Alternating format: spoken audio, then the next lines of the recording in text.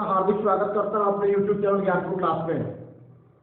जैसा कि आप सभी जानते हैं कि जीएसटी की क्लास अभी चलती है और ये मेरा क्लास इतिहास पे आधारित है। जो प्राचीन इतिहास, प्राचीन भारत के विषय में मैं अपना जीएसटी का जो भी क्वेश्चन था आपको जो इम्पोर्टेंट था मैं आप लोगों को दे चुका हूँ और आपको मध्यकालीन इतिहास के बारे में आगे मैं बता रहा हूँ। और मध्यकालीन भारत के विषय में मेरा चर्चा चल रही है।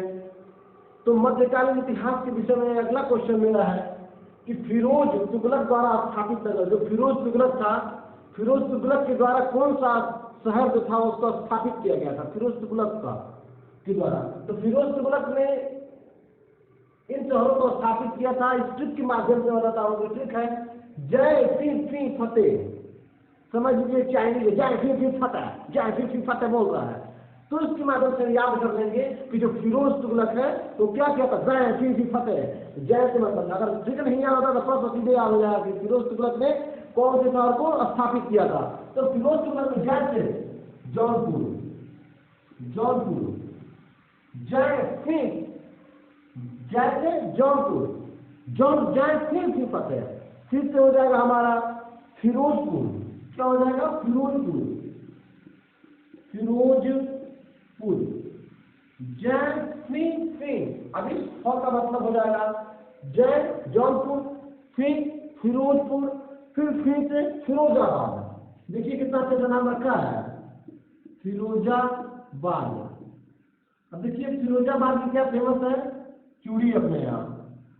जय फिर फतेह, फतेहपुर, फतेहपुर जानते हैं, फतेहाबाद है, फतेहापुर नहीं फतेहाबाद है। क्या है, फतेहाबाद, फतेहाबाद। कई सारे कंफ्यूज होते हैं, जौनपुर, फिरोजपुर, फिरोजाबाद और फतेहाबाद को हटा के जिन क्या करते हैं, फतेहपुर डाल देते हैं, फतेहपुर। तो फतेहपुर नहीं होगा, फतेहपुर ये नहीं है। तो क्या होगा, जय फिर फतेह, जय फिर फतेह। फिरोज तुगलक किस नगर की स्थापना की थी, किस नगर की स्थापना की थी? तो फिरोज तुगलक ने स्थापना की थी जौनपुर में, जौन फिर फतेह हो जाएगा, जौनपुर, फिरोजपुर, फिरोजाबाद और फतेहाबाद की स्थापना की थी। आइए अगले प्रश्न को हम देखते हैं कि अगला प्रश्न मेरा कौन सा है। तो आपने जान लिया इसको। आइए अगले प्रश्न को आते हैं।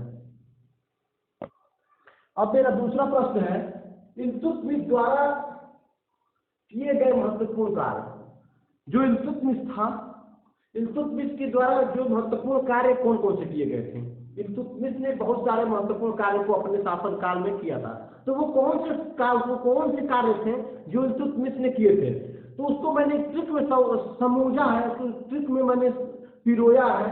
उस ट्रिक के माध्यम से आप इल्तुतमिश के सारे कार्यों को, महत्वपूर्ण कार्यों को एक ट्रिक में आप उसको जान सकते हैं। इल्तुतमिश ने कौन सा कार्य किया था? तो इल्तुतमिश ने महत्वपूर्ण कार्य किया था कि उसका जो महत्वपूर्ण कार्य था उसको ट्रिक के माध्यम से जानेंगे कि सुल्तान को, क्या है, सुल्तान को मोह के मीना, सुल्तान को मोह के मीना तकाजीब चली, सुल्तान को मोह के मीना तकाजीब चली, सुल्तान को मोह के मीना तकाजीब चली। अब देखिए सुल्तान से क्या होगा, सुल्तान से सुल्तान गढ़ी होगा। ये सुल्तान में लिखना है सुल्तान गढ़ी, सुल्तान गढ़ी। ये सुल्तान गढ़ी क्या है? अब तो मान लीजिए आपने जान लिया कि सुल्तान गढ़ी, सुल्तान गढ़ी तुर्कों द्वारा निर्मित ये पहला मकबरा है। क्या है, तुर्कों द्वारा निर्मित पहला क्या है, मकबरा, मकबरा। अगर कोई पूछ दे तुर्कों द्वारा निर्मित पहला मकबरा क्या है, तो सुल्तान गढ़ी।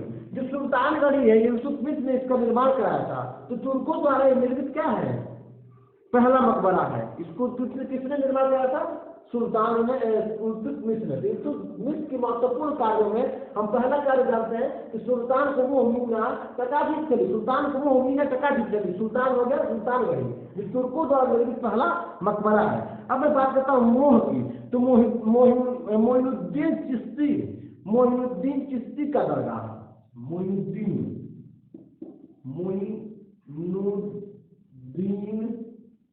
मोइनुद्दीन चिश्ती, मोइनुद्दीन चिश्ती का दरगाह।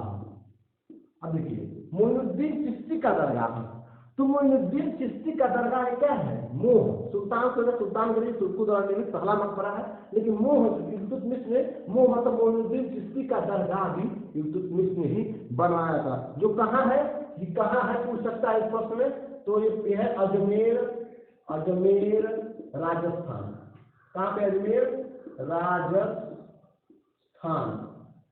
तो जो मोइनुद्दीन चिश्ती का दरगाह है, प्रश्न यही पूछता है। मैं कई सारे प्रश्नों में, कई सारे पेपरों में मैं कई जगह से डिस्कशन निकाल के मैं लाता हूँ कि ये कौन से प्रश्न है, इन ट्रिक के माध्यम से ट्रिक है कि इससे कौन से प्रश्न बन सकते हैं। तो इसमें एक ही प्रश्न बना है कि मोइनुद्दीन चिश्ती का दरगाह कहाँ है। तो मोइनुद्दीन चिश्ती का दरगाह राजस्थान है। अगर सुल्तानगंज की मैं बात करूँ, सुल्तानगंज पूछता है कि तुर्कों द्वारा निर्मित पहला मकबरा कौन सा है, जो कि तुर्की में है, तुर्कों द्वारा स्थापित है पहला मकबरा है और सुल्तानगंज।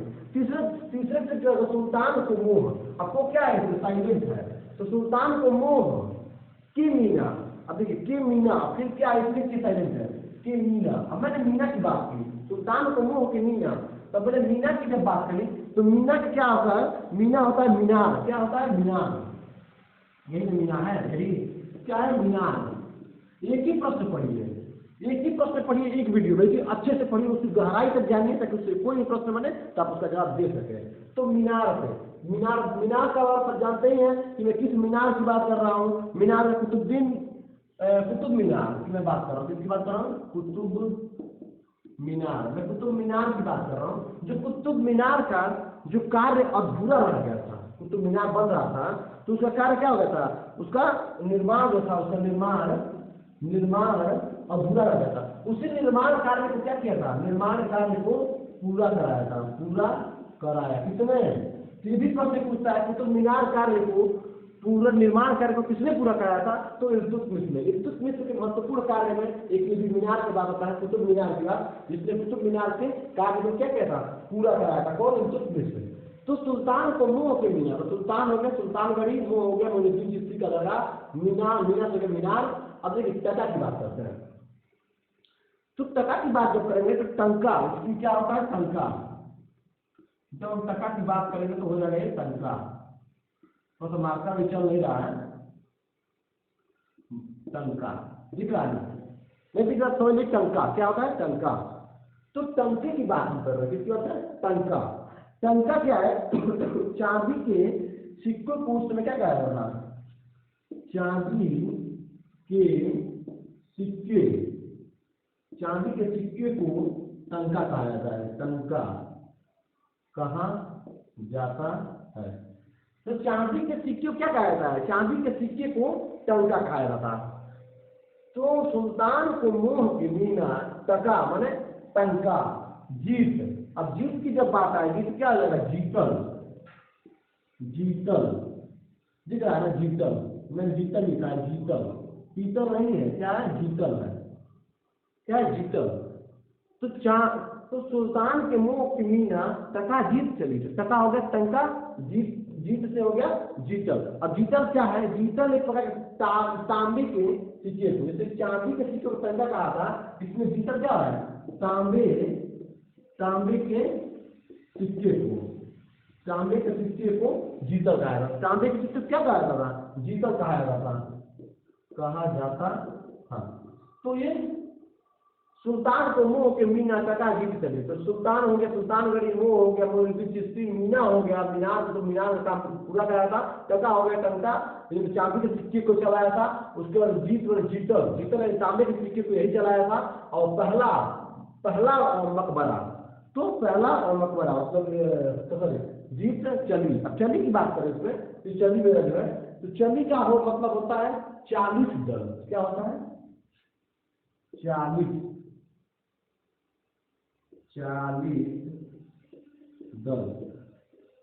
दल की बात। ये 40 दल क्या होता है? 40 दल ये 40 गुलाम सरदारों का संगठन था। क्या था? 40 गुलाम सरदारों का संगठन था। जो ये था इल्तुतमिश था, इसने क्या किया था? गुलाम बनाया था। किसको? गुलाम सरदारों को, सरदारों को क्या किसको 40 जो सरदार थे उनको गुलाम बनाया था, उसी 40 गुलाम सरदारों के दल को 40 दल कहता था। तो ऐसे आइए अगला प्रश्न देखते हैं। तो क्षमा चाहता हूँ कुछ अवरोध आ गया था। इस 40 दल को क्या था, जो सरदारों की जो टोली थी, 40 सरदारों की टोली को उन्होंने गुलाम बनाया था, कितने दुश्मन थे, उसे 40 गुलामों की टोली को 40 दल कहते हैं। तो ये मेरा कंप्लीट हो गया प्रश्न है कि इल्तुतमिश द्वारा किए गए महत्वपूर्ण था सुल्तान को मोह मीना जताही। चलिए आइए अगला प्रश्न आप सभी बीच में लाता हूँ, आइए इसको देखते हैं। बहुत ही शानदार प्रश्न है ये, मेरा तीसरा प्रश्न है कि कुतुबुद्दीन ऐबक की महत्वपूर्ण घटनाएं वो निर्माण। अब कुतुबुद्दीन ऐबक की महत्वपूर्ण घटना क्या थी, वो कौन सा निर्माण कराया था, अभी इसके पहले हम जाने हैं इल्तुतमिश के द्वारा उसके महत्वपूर्ण कार्य और निर्माण को मैंने क्या किया था। उसी प्रकार कुतुबुद्दीन ऐबक को भी जानेंगे कि कुतुबुद्दीन ऐबक ने कौन से महत्वपूर्ण कार्य किए थे और कौन सी घटना, क्योंकि अगर हम इल्तुतमिश को बता दिए तो मुझे लगा कि कुतुबुद्दीन ऐबक को ही बता दिया, इसलिए मैं कुतुबुद्दीन ऐबक को ही बता दिया, नहीं तो इसके इल्तुतमिश के पहले ही मैंने कुतुबुद्दीन ऐबक को बता दिया था। लेकिन मुझे लगा कुतुबुद्दीन ऐबक को भी जानना बहुत जरूरी, क्योंकि कुतुबुद्दीन ऐबक ने काफी कार्य किए थे, अभी आज के कार्य आज देखने को ही मिलते हैं हमको। तो कुतुबुद्दीन ऐबक की महत्वपूर्ण घटना व निर्माण, जैसा कि हम बात करते हैं कि ट्रिक की कैसे याद करें। एक ट्रिक को मैंने एक पिरोया है, एक तरह का समझ कि हमने दोहा टाइप में है, इसको जब हम पढ़ेंगे तो काफी अच्छे से जान लेंगे तो उसमें किसने क्या किया, पढ़ते ही एकदम प्रतीत हो जाएगा कि क्या है। देखिए, मर गए खेल कर चौगान, मर गए खेल कर चौगान, मर गए खेल कर चौगान, करते करते रहे लाखों का दान, मर गए खेल कर चौगान, करते रहे लाखों लाखों का दान, कुतुब मीनार की नींव डालकर, कुतुब मीनार की नींव डालकर 2.5 दिन में किया निर्माण। जिससे आपको पता चलता होगा, अगर आपने थोड़ा सा भी इतिहास पढ़ा है, मध्यकालीन इतिहास को अगर आपने थोड़ा सा भी पढ़ा होगा तो आपको याद आ रहा होगा कि मर गए खेल कर चौगान। मैं इस चौपाई की अगर व्याख्या करूं तो पहला, अगर चौपाई मर गए खेल कर चौगान, तो चौगान क्या है, चौगान ये एक तरह का खेल है जिसको हमारे क्या हैं लोग पोलो एक गेम होता है ना, पोलो गेम आप सुने होंगे। तो पोलो गेम को ही हम क्या उसमें कर सकते हैं, चौगान। तो पोलो गेम क्या होता है कि इसको क्या करते हैं लोग, जैसे पोलो को पढ़ सकते हैं लोग, कई तरह से खेलते हैं। जो पोलो गेम है ये क्या है, एक तरह का GAM गेम, मतलब खेल, पहले खेल है, पोलो क्या है, एक तरह का खेल है। तो कुतुबुद्दीन ऐबक क्या कर रहे थे, खेल रहे थे क्या, चौगान। चौगान खेलते क्या हो गया, वो गिर गए। चौगान बोलो, ये घोड़े पे बैठ गए, घोड़े पे बैठ के डंडे लेके बॉल को मतलब मारते हैं। तो पोलो खेलते खेलते क्या हो गया, वो गिर गए। तो मर गए खेल कर चौगान, चौगान खेलते वक्त क्या हो गए, वो मर गए। समझ रहे हैं। तो मर गए खेल कर चौगान। दूसरे की बात करें, करते करते रहे लाखों का दान। जो कुतुबुद्दीन ऐबक थे बहुत क्या था, बहुत दामी था। क्या था, दामी था। इसीलिए इसको हम लोग किस नाम से जानते हैं, लाख बख्श के नाम से, लाख बख्श के नाम से इसीलिए हम लोग इसको जानते हैं। कुतुबुद्दीन ऐबक को लाख बख्श के नाम से जानते हैं, क्योंकि जो कुतुबुद्दीन ऐबक था वो क्या था, वो बहुत प्रकार दानी शासक था। शासक और कोई अभी तक हुआ तो इसके जैसा नहीं हुआ, कुतुबुद्दीन ऐबक के अगर दानी शासक नहीं हुआ। शासकों में अगर बात करें अभी तक के तो सबसे मुस्लिम में सबसे दानी जो था कुतुबुद्दीन ऐबक था, इसलिए तो दानी को लाख बख्श के नाम से हम लोग जानते हैं। और अगर तीसरे पक्ष की बात की जाए, कुतुब मीनार की नींव, अभी आपने को मैंने बताया कि इल्तुतमिश ने बताया था ना कि कुतुब मीनार की क्या किया था, कार्य को पूरा किया था। तो इससे क्या किया था, कुतुब मीनार की क्या की थी, नींव डाली थी। क्या की थी, नींव डाली थी। तो कुतुब मीनार की नींव किसने रखी थी, कुतुबुद्दीन ऐबक ने रखी थी। जैसा कि नाम से प्रतीत होता है कुतुब मीनार कुतुबुद्दीन ऐबक, लेकिन पूरा किसने कराया था, इल्तुतमिश ने कराया था। तो कुतुब मीनार की नींव डाली, 2.5 दिन में किया निर्माण। क्योंकि 2.5 दिन क्या है, कि 2.5 दिन तो हमको सुनाई से पड़ता है भाई, कि 2.5 दिन का ये झोपड़ा का नाम सुने, 2.5 दिन का झोपड़ा, 2.5 दिन का झोपड़ा सुने हैं आप, तो वही 2.5 दिन का झोपड़ा है। तीसरे ने क्या किया था, झोपड़ा मतलब नामक मतलब भवन, एक भवन को उस समय के लिए। तो इसमें क्या हो रहा था, एक तरह से जो भवन था ये संस्कृत विद्यालय के नाम से जाना था। आज नहीं कोई जानते हैं, जो भाई ने झोपड़ा था क्या था, संस्कृत ये विद्यालय था। क्या था, संस्कृत विद्यालय था। इसको जानने की जरूरत था कि ढाई दिन जो झोपड़ा था संस्कृत विद्यालय था। तो इसका इसने क्या किया था, 2.5 दिन के झोपड़े का इसने निर्माण कार्य जो था अपने शासनकाल में इसने किया था। कौन, कुतुबुद्दीन ऐबक ने, समझे। तो यही था इसका शासनकाल, जिसमें महत्वपूर्ण कार्य, जिसके महत्वपूर्ण कार्य थे, जो इम्पोर्टेंट थे, इम्पोर्टेंट वर्क जो थे इसके, इम्पोर्टेंट वर्क उसको मैंने बताया कि क्या होता, कुतुबुद्दीन ऐबक ने कौन कौन से महत्वपूर्ण कार्य थे। तो इसको याद कर लीजिएगा कि मर गए खेल कर चौगान, करते रहे लाखों का दान, कुतुब मीनार की नींव डालकर 2.5 दिन में किया निर्माण। समझिए, इससे आपको क्लियर हो जाएगा।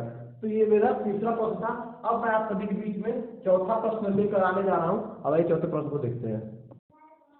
अगले प्रश्न पर चर्चा करने से पहले मैं आपको बता दूं कि मुगल काल, क्योंकि मैं मुगल काल को थोड़ा सा प्रश्न उठाऊंगा।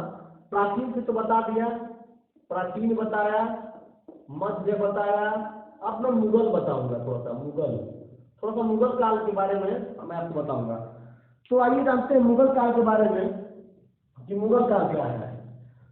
तो मुगल काल में जैसा कि जानते हैं आप कि 1526 में क्या हुआ था, 1526 में पानीपत की जो पहली लड़ाई हुई थी, पानीपत की जो पहली लड़ाई हुई थी किसके किसके बीच में हुई थी, बाबर और इब्राहिम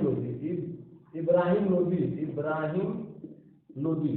तो बाबर और जब इब्राहिम लोदी के बीच में पहली लड़ाई हुई थी 1526 में, कहाँ पे, पानीपत में। तो उसमें क्या हुआ था, जो बाबर जी थे, बाबर जी दिख रहे हैं, बाबर जी ने क्या किया था, इब्राहिम लोदी को क्या किया, हत्या कर दी थी, हत्या कर दी, क्या कर दी थी, हत्या कर दी थी। तो उसमें क्या था कि जब हत्या कर दी तो उसी के बाद से मुगल काल दिख रहा है ना, तो वही मुगल वंश की क्या हुई, मुगल वंश की स्थापना हुई। समझ रहे हैं, जब हत्या कर दी तो तब मुगल वंश की स्थापना हो गई। वहीं से हम लोग मुगल काल को जानते हैं। तो 1526 से पानीपत के युद्ध में बाबर ने इब्राहिम लोदी की हत्या कर दी थी, तभी से हम लोग मुगल काल को जानते हैं। आइए हम अपने अगले प्रश्न की तरफ चलते हैं। तो मेरा अगला प्रश्न है चौथा, कि मुगल शासकों का वंश क्रम से, मतलब जो मुगल शासक थे उनका वंश क्रम हम कहें कि क्या है, ऐसे लिखते वंश क्रम उनका क्या है। तो इसके माध्यम से जानेंगे वंश क्रम क्या। जो मुगल शासक थे उनका वंश क्रम क्या था, उनके वंश क्रम को हम याद करने के लिए छोटा सा ट्रिक बनाया है। ये इसका ट्रिक है कि उबा हुआ जरा सा और, एक शायरी है, उबा हुआ जरा सा और, उबा हुआ जरा सा और, सहता हूँ जिंदगी का बोझ, उबा हुआ जरा सा और, सहता हूँ जिंदगी का बोझ, पता नहीं ये जिंदगी कहाँ ले जाएगी, अब किस राह और किस डगर पर अब मुझे ले जाएगी। उसी से मैंने इस चीज को लिया कि उबा हुआ जरा सा और। तो इस चीज का मुगल शासकों का जो वंश क्रम है, तो मुगल शासकों का वंश क्रम कहाँ से शुरू होता है कहाँ तक जाता है, तो महत्वपूर्ण प्रश्न इसमें समाहित किया गया है कि उबा हुआ जरा सा और। इस उबा हुआ जरा सा और में मैंने अगर उबा की बात करूँ, ऊ से एक पॉइंट पे सोच लेते हैं, एक ऊ लेंगे, बा लेंगे, हुआ जरा सा और, तो और तो मैंने एक ही रख लेंगे, ठीक है। तो उबा हुआ, तो ऊ से क्या हो जाएगा हमारा, ऊ से हमारा हो जाएगा उमर शेख मिर्जा थे। कौन से, उमर शेख एक उमर शेख मिर्जा थे, जो उमर शेख मिर्जा, ये जो उमर शेख मिर्जा थे, ये कौन थे, मुगल शासकों के वंश क्रम में इनको पहला स्थान दिया गया, उमर शेख मिर्जा को। उमर शेख जो मिर्जा थे, जो फरगना राज्य के शासक थे। कौन थे, फरगना, ये देखिए फरगना राज्य के क्या थे, शासक थे। उमर शेख मिर्जा, उसे उमर शेख मिर्जा फरगना राज्य के शासक थे। तो आपको मैं थोड़ा सा डिस्क्रिप्शन में थोड़ा सा डिटेल में थोड़ा बताने के लिए एक लाइन दे रहा हूँ। तो बताया था कि मुगल शासक वध करने उसे उमर शेख मिर्जा बात से हो जाएंगे तो आपके बाबर, ऐसे बताते चलते आपको। लेकिन थोड़ा सा डीपली थोड़ा सा हल्का हल्का चीजें आपको आगे ही बताते चलेंगे, जन्म कब हुआ क्या हुआ, तो थोड़ी बातें बताएंगे तो जान लेंगे। तो उस उमर शेख मिर्जा बस हो जाएंगे बाबर। बाबर मैंने बाबर के विषय में आपको बताया कि जो बाबर था मुगल वंश का वही संस्थापक था। क्या था? भारत में मुगल वंश की साम्राज्य की संस्थापना कैसे थी? बाबर ही था कि जो भारत में क्या क्या था, भारत में मुगल वंश की स्थापना की। बाबर ही है जो भारत में मुगल वंश की स्थापना की थी। कब? तो 1526 ईस्वी में क्या किया था इसने? इब्राहिम लोधी क्या था? भूख दिया था, समझ रहे हैं, हत्या कर दिया था। तभी से क्या किया था? ये मुगल वंश की स्थापना की थी, समझे? अब आते हूँ से हमारे आएंगे कौन? हुमायूं। कौन आएंगे हूँ से? कौन आएंगे? कौन आएंगे जी? बोलो कौन आएंगे हूँ से? हुमायूं। तो हुमायूं जी जो है ये आएंगे हुमायूं। तो हो गया उबा, हो गया भू के बाद भू से हुमायूं। अब हुमायूं कौन थे? बाबर का जो सबसे बड़ा बेटा, सबसे बड़ा पुत्र था, यही था। बाबर का सबसे बड़ा क्या था? पुत्र था जी। सबसे बड़ा क्या था? पुत्र यानी बेटा था। सबसे बड़ा पुत्र यानी बेटा था, जिसका जन्म 15 अक्टूबर 1942 में हुआ था। कितना? 15 अक्टूबर 1952 में हुआ था। 15 अक्टूबर 1942 में हुआ था। 15 अक्टूबर 1942 में हुआ था। अच्छा, 42 में हुआ था, ये मान लीजिए 42 में हो गया। कब हो गया? 42 में। तो जो हुमायूं था 1508 में हुआ था। गलती लीजिए, मैं आपको बता दिया कि हुमायूं का जन्म हो रहा 6 मार्च को हुआ था। कब हुआ था? 6 या में 8 मार्च। कब? 1900 हुआ था। 1508 में हुआ था। 1900 में तो मेरा हुआ था, 1997 में। तो जो ये हुमायूं था बाबर का सबसे बड़ा बेटा था, जिसका जन्म 6 मार्च 1508 ईस्वी को हुआ था। ठीक है। अब देखिए हुमायूं की बात आता है। बाबर उबा हुआ तो हुआ आ से क्या होगा? अब देखिए आ से हम अकबर को जानेंगे। जो अकबर की बड़ा हम लोग कहानी पढ़ते थे। अकबर जानते हैं, जैसे किले बनाते हैं चौराहा पे, वही अकबर है। सही पकड़े हैं, अकबर यही अकबर है जो राणा वीरसाल के महल में 15 अक्टूबर को इनका हुआ था। देखो, राणा वीरसाल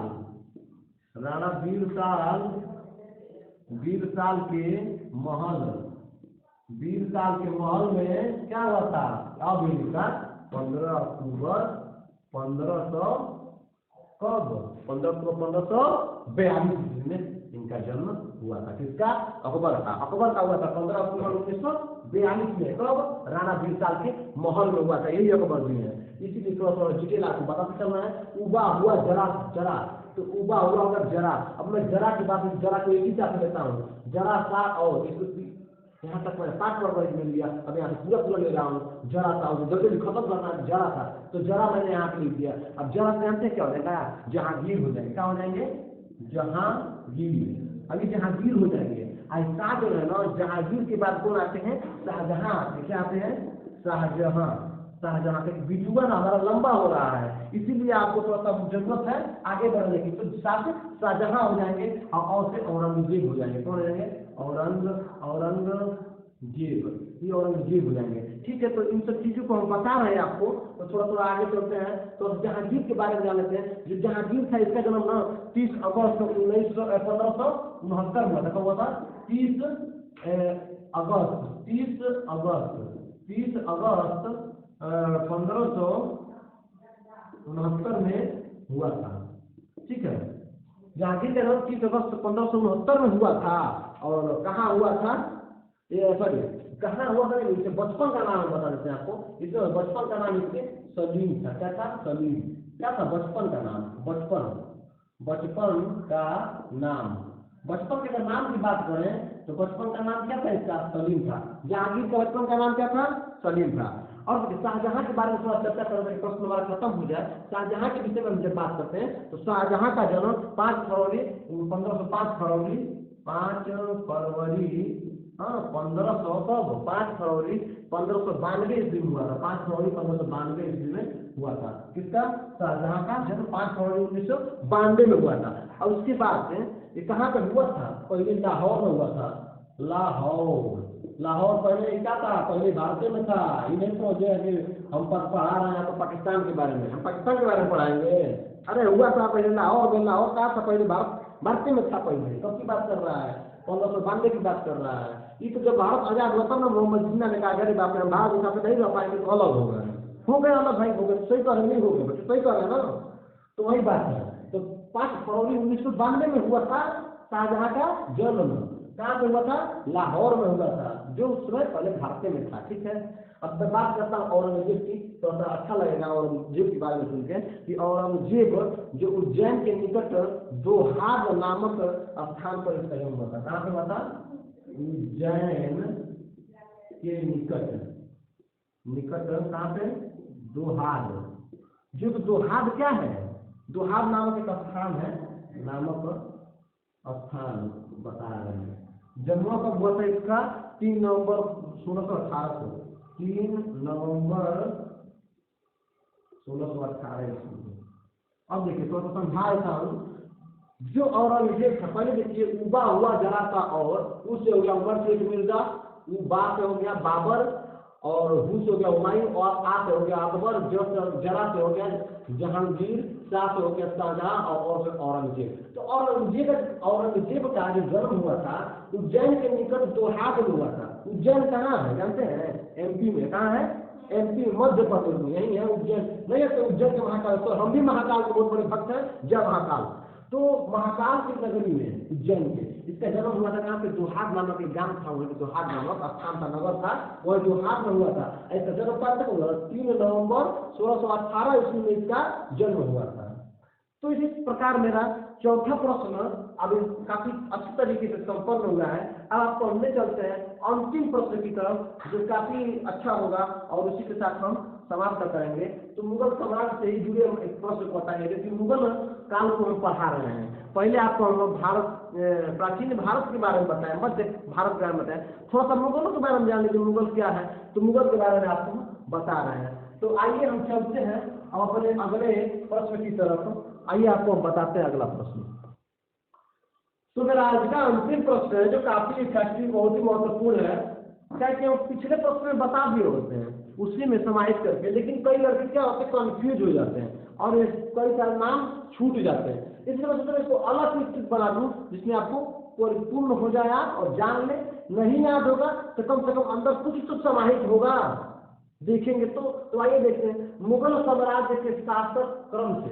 जो हमारा मुगल साम्राज्य था, मुगल वंश था, उसके जो क्रम से कौन कौन से शासक आए, उसको इस वीडियो के माध्यम से जानेंगे। और इसी ट्रिक के माध्यम से, इसका ट्रिक है वाह हो अकबर, वाह हो अकबर, जहां शाहजहां और वहां जहां, जहां शाहजहां और वहां जहां, फारूमुन अहम नहीं दूसरी आशा अब नहीं।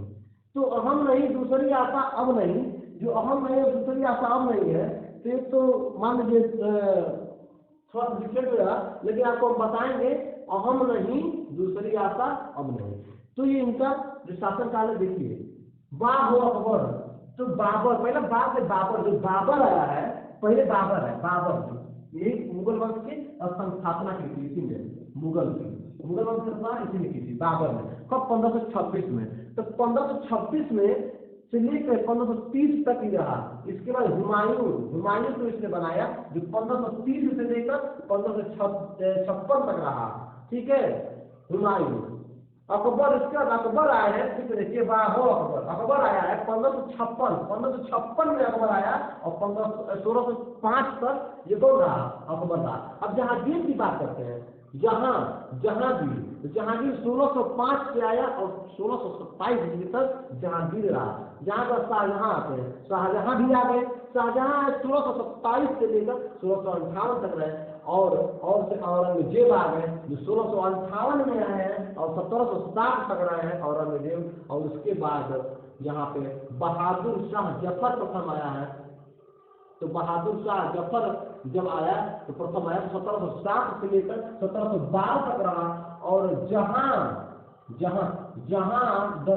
जहांदर शाह था जो 1712 से लेकर 1713 ईस्वी तक रहा। इसके बाद फारो मुल्क, तो फारो से फारूक सियार ये क्या है? फारूक सियार है, ये फारूक एक और है। तो फारूक सियार है जो फारूक सियार था हमारा। तो फारूक सियार आया 1713 ईस्वी से लेके 1719 ईस्वी तक। और उसके बाद नूह से मोहम्मद शाह आए। मोहम्मद शाह आए 1719 से लेकर 1748 तक ये मोहम्मद शाह आए। और अहम से अहमद शाह जो आए थे 1748 से लेके 1757 ईस्वी तक ये अहमद शाह आए थे। इसी बीच में एक और कड़ी है जो आपको थोड़ा सा मैं और देता हूँ, पहले तक साथ स्क्रीन आप ले लीजिए तो बताता हूँ कि इसके बाद ही जो कड़ी कौन सी है। तो साथ स्क्रीन आप ले लीजिए, मैं जाता हूँ।